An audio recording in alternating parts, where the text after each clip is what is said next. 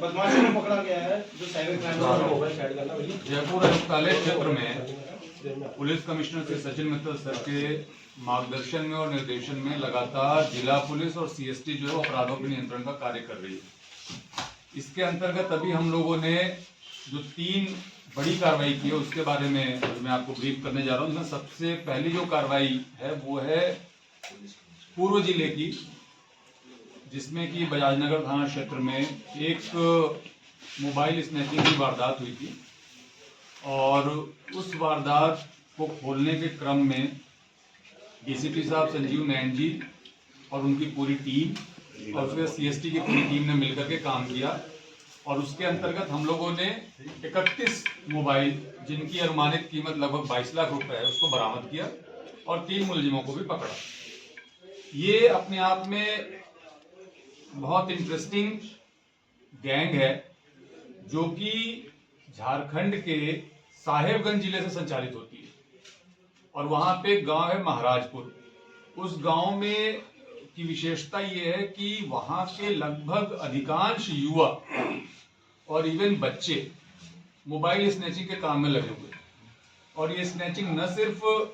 जयपुर में करी है बल्कि इन लोगों ने नागपुर में, मुंबई में, बेंगलोर में, दिल्ली में, पटना में, लगभग पूरे देश के जितने भी बड़े बड़े शहर हैं वहां पे किए इन लोगों ने। और इनकी विशेषता ये है कि प्रॉपर वहां पे इनकी ट्रेनिंग कराई जाती है पहले मोबाइल को स्नैच करने और चोरी करने की, और उसके बाद जो इनके गैंग के मुखिया हैं जिनमें से एक को पकड़ा है, 3 जो गिरफ्तार हुए उनमें से एक का नाम सूरज महतो है, एक उसी का भाई है अमन और एक है शेख सुब्राती। ये 3 तो हमने अरेस्ट किए हैं। मेनली जो गैंग को लीड करते हैं वो है गोपाल महतो और सूरज महतो, जो दोनों की वहीं के रहने वाले हैं। और ये लोग बेसिकली वहां पे तालझरी और राजमहल और 3 पहाड़, ये 3 जगह हैं, 3 गांव हैं जहां पे कि इनकी ट्रेनिंग प्रॉपर कराई जाती है और कराने के बाद इनको भिन्न भिन्न शहरों में ये जो दोनों हैं गोपाल और सूरज वो लेकर के जाते हैं, उनके आने जाने की व्यवस्था करते हैं, रुकने की व्यवस्था करते हैं और उसके बाद जो वहां पे स्नैचिंग होती है उस पूरे मोबाइल को इकट्ठा करके और फिर बेचने तक की व्यवस्था करते हैं। इसमें उसके साहिबगंज के जस्ट अगर आप देखेंगे पश्चिम बंगाल की तरफ तो मालदा का जिला लगता है। मालदा के जिला में मुख्य तौर पे लोग ले जाकर अपने मोबाइल को बेचते हैं और वहां से जो खरीदने वाला है वो ले जाकर उसको बांग्लादेश में बेच देता है, जिससे कि उसकी ट्रेसिंग करनी भी बहुत मुश्किल हो जाती है। इनका जो तरीका है वारदात है वो मुख्य तौर पे बस स्टैंड, रेलवे स्टेशन, जो सब्जी मार्केट होते हैं, मॉल्स होते हैं, भीड़ भाड़ वाले स्थान होते हैं, वहां पे ये जाते हैं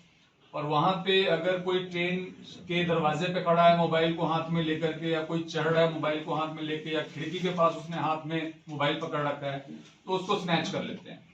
सब्जी मंडी में कोई थोड़ी भी लापरवाही से चल रहा है, बिजी है किसी काम में, तो उसके मोबाइल को भी निकाल लेते हैं।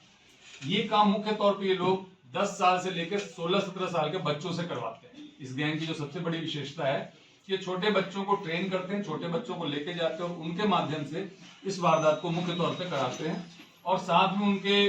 बालिग और थोड़े बड़े लोग भी होते हैं जिनको तुरंत ये स्नैच करने या चोरी करने के बाद मोबाइल पकड़ा देते हैं। अगर वो बच्चा पकड़ा भी जाता है तो निकालते वक्त तो फिर उसके लिए बड़ा आसान होता है नाबालिग होने के कारण बचने का। लेकिन ये पूरी तरीके से प्रोफेशनली इस काम को कर रहे हैं, बच्चों को इन्वॉल्व करके कर रहे हैं और उन बच्चों की जैसे ही जमानत होती है दोबारा उनको उसी काम में लगाते हैं।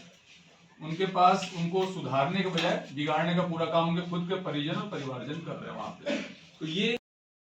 50-60 मोबाइल जमा हो जाते हैं किसी जगह पे 3-4 दिन के अंदर। इनका एवरेज 5 से 10 मोबाइल का टारगेट होता है डेली का, कि एक दिन में 5 से 10 मोबाइल अपने को करना है। 7-8 दिन में जैसे इनके 50 हो जाते हैं तो एक व्यक्ति उसको लेकर के या तो कोई वहां से लेने आता है या यहाँ का कोई एक सदस्य उसको ले जा करके अपने महाराजपुर गांव में दे आता है और वहां से आगे ये मालदा चला जाता है। आमतौर पे जो अभी तक हमने इंट्रोगेशन किया है तो इनकी 1.5 लाख के आसपास लमसम महीने का एक व्यक्ति का इससे रोजगार, मतलब इससे जो आय जो है वो हो जाती है इस अवैध कृत्य के कारण। तो ये पूरा ओवरऑल इनका निकल के आया है। इनकी पूरी गैंग को हम ट्रेस करने की कोशिश कर रहे हैं कि जितने भी और भी काफी लोग इनके साथ यहाँ पे होने की सूचना थी जो कि पकड़े जाने के बाद भागने के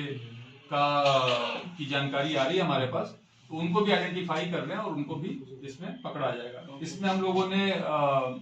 स्नैचिंग की धारा के साथ साथ जो गैंग की धारा है 112 वो भी लगाई है। और जो मोबाइल बरामद हुए हैं उसमें अभी तक 1 दर्जन से ज्यादा प्रकरणों में मुकदमे दर्ज है, जिसमें कि दिल्ली में मुकदमा दर्ज है, जीआरपी मुकदमा दर्ज है और हमारे कमिश्नरेट में भी विभिन्न थानों में मुकदमे दर्ज हैं। बाकी के भी हम प्रयास कर रहे हैं जानकारी लेने की, तो हो सकता है और भी मुकदमे दर्ज होंगे और उन सभी मुकदमे में बारी बारी से इनको गिरफ्तार किया जाएगा।